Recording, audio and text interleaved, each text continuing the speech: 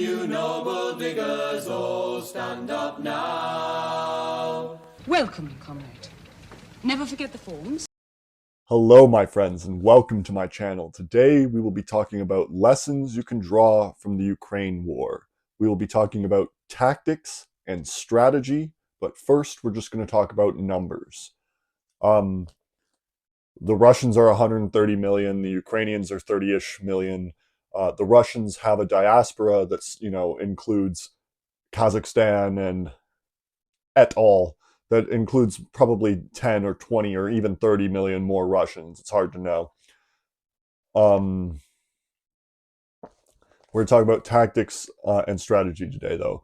The tactics are just lessons we can draw, things that we can observe. I'm not a big tactics guy because I reserve most of my thought processes for strategy, but I believe my insights are still pretty good.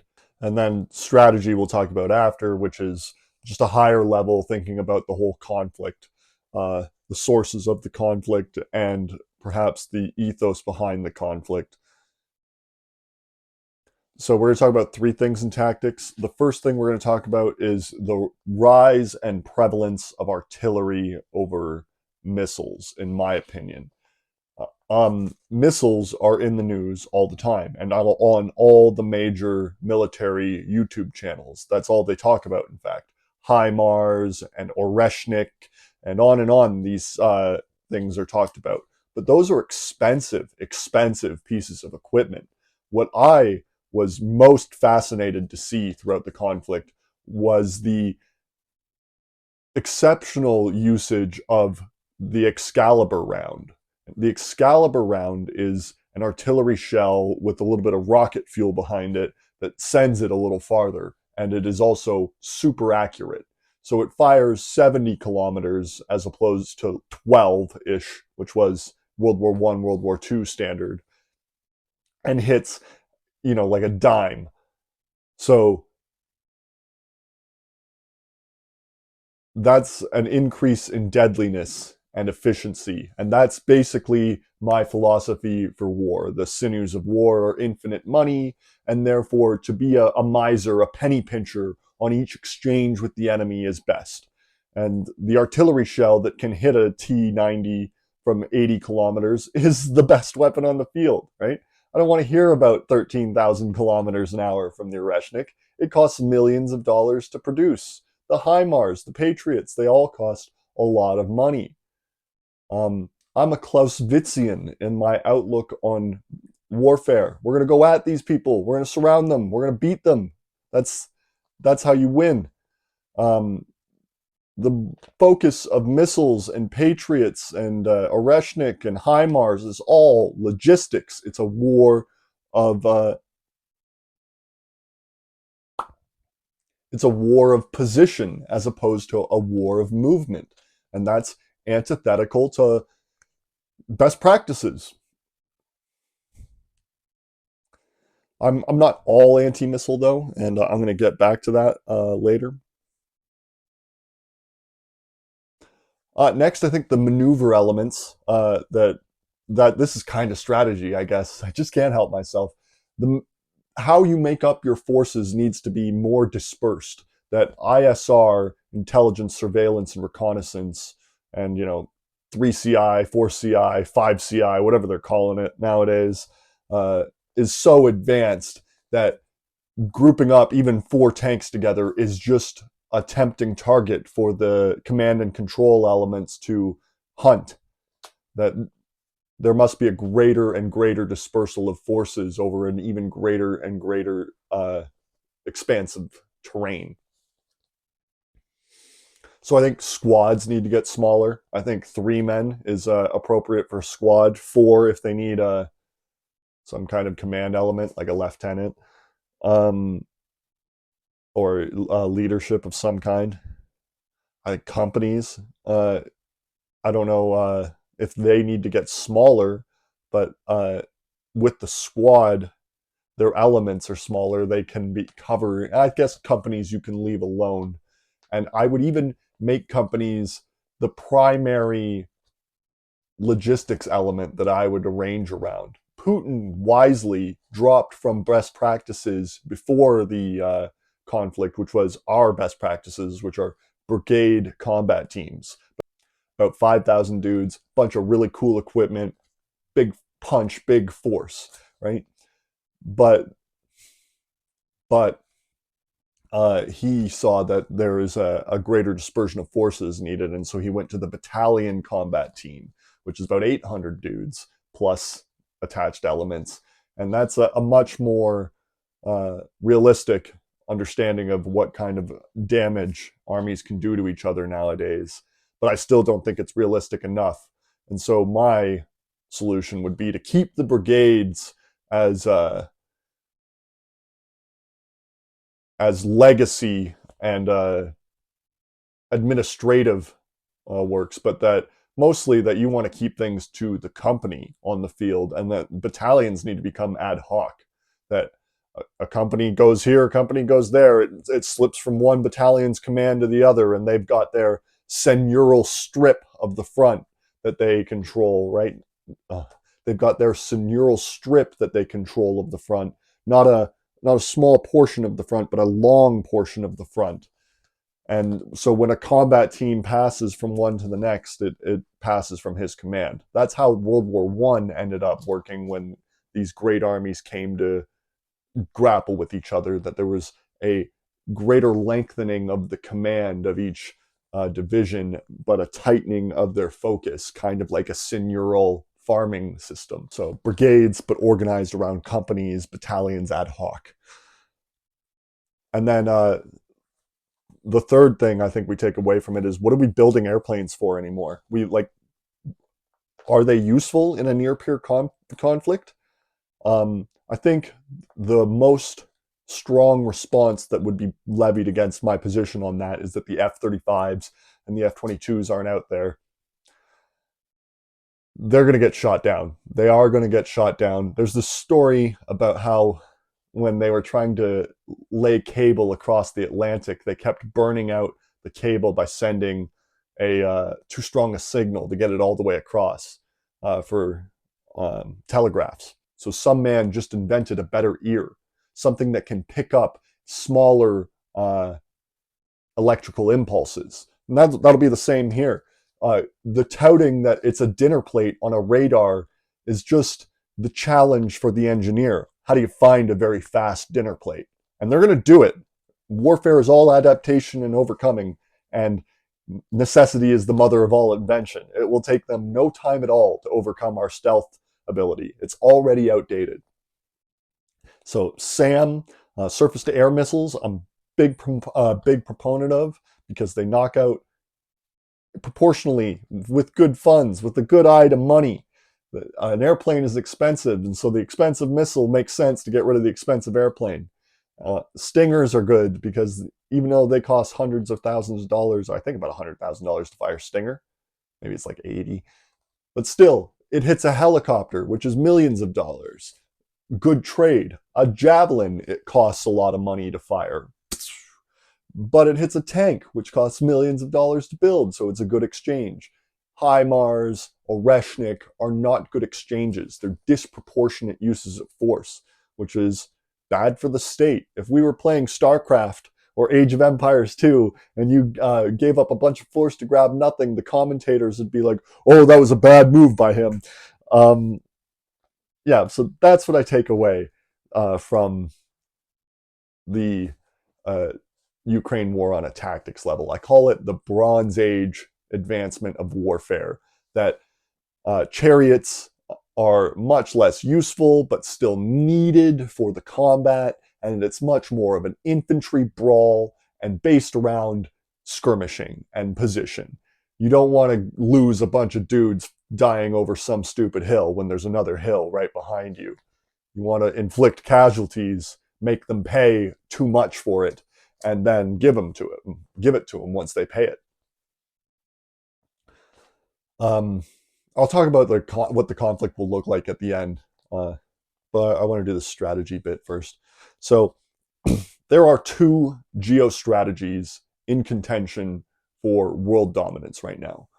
Heartland Theory, 1904, Mackinder, which says, and it's basically the whole theory, he who controls the heartland controls the world island. He who controls the world island controls the world.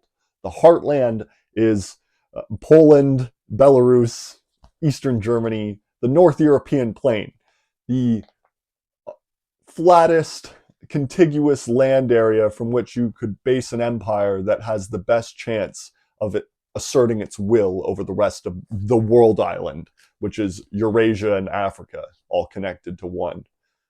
But in response to that, Spikeman in the 40s came up with this idea called the Rimland.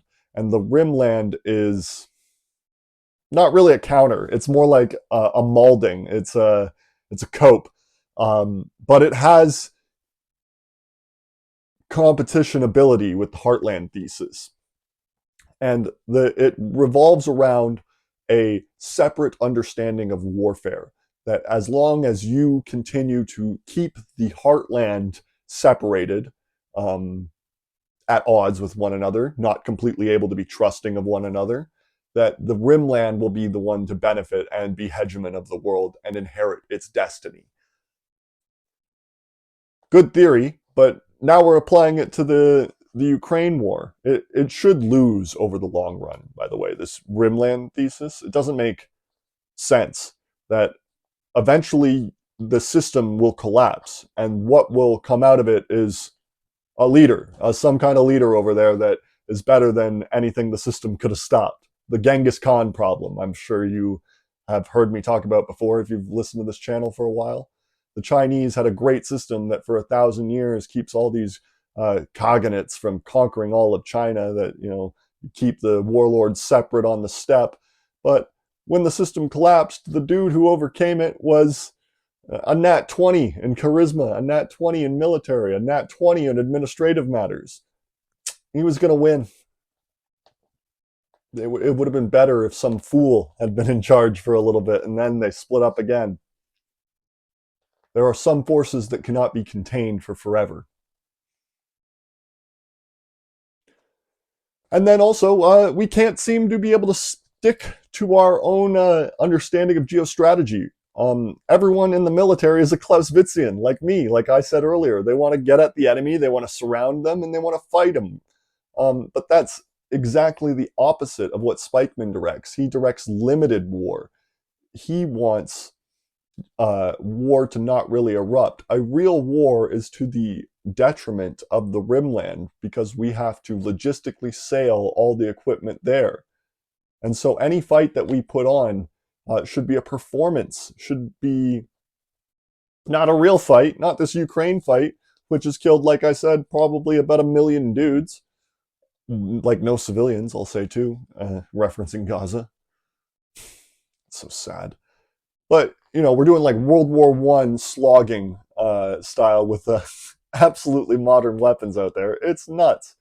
It's totally antithetical to the Rimland hypothesis, and all the American elite, you know, went along with it because they're not geostrategists or thinkers. They're Shakespearean people. They see drama. They saw a hero in Zelensky. They were whooped up to protect him, and it would have been better to protect him, to tell him, "Oh, you got to give up, bro. Otherwise, my whole generation should have suited up and went over the Dnieper and kicked the Russians back into Russia." But we can't handle that here in the Rimland. If the call went out and we had to draft 14, 15 million people to go over there and teach them what for, it would break us economically. It would break us culturally. It would break us civilly. People don't want to do it. They don't want to fight. We have a volunteer military right now, a very citizen-backed military. Oh, the future of war. I said I'd finish talking about the future of this war. John Mearsheimer all the time talks about how this is going to end up in a frozen conflict. He doesn't quite understand how this is going to end up. The violence is not going to end up in a dead conflict. It's going to be more conflict. It will be a conflict zone. I feel that Putin has outsmarted Brussels and failed to consider the will of Oslo and Stockholm and Copenhagen. These are Vikings. These are conquerors, these people. They want to sail down these rivers, cause problems, maybe set themselves up as lords of a city-state, and they probably will for this next century.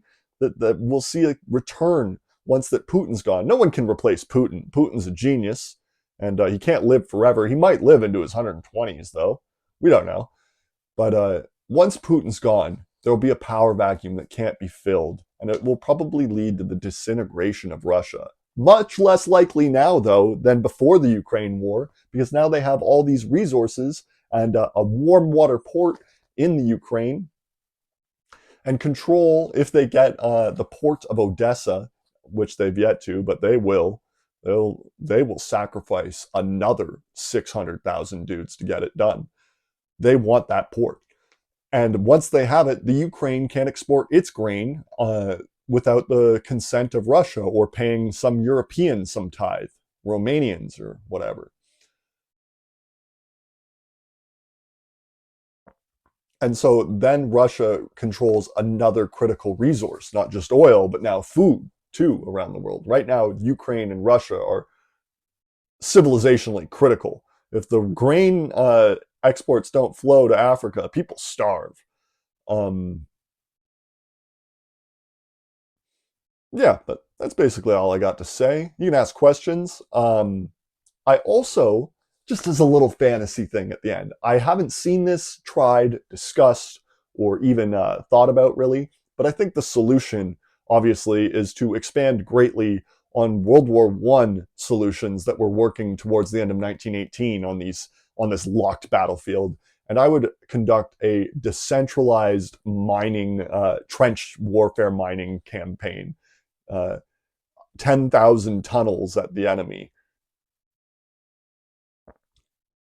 The problem is these conscripts, these Russian conscripts, they like daisy lock. They lock arms and run at the enemy because they're terrified and they have no idea what they're doing and they have no real equipment. They don't have like night vision or heads-up display or real-time communications with command and control. They don't have any of that. So if you moved it into urban-like combat, tunnel combat, and then they spring up in the urban centers that are the fortresses that are fought over, then that makes the casualty exchange much easier to control. You don't run the risk of having a brigade wiped out or a battalion wiped out because you failed to consider or you failed to mask your operations properly with Maskirovka. Yeah, that's all I've got to say, though. Ask questions. This is a great topic to talk about with the audience. I love this topic, even though it's horrible and we should hate war. I'm a war nerd, military history nerd. Thank you. Have a nice day. Hello, you've made it to the end of the video. Thank you. This channel has one mission: to prevent civilizational collapse associated with climate change, to prevent 100 million refugees by 2035, to stop 7 billion from starving to death by 2075. And we will do this through one main vehicle.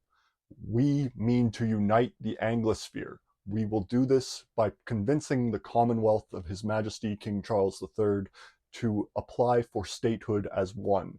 And then with this new power, we will be able to negotiate in good faith with the rest of the world on how to tackle this crisis. Thank you and enjoy.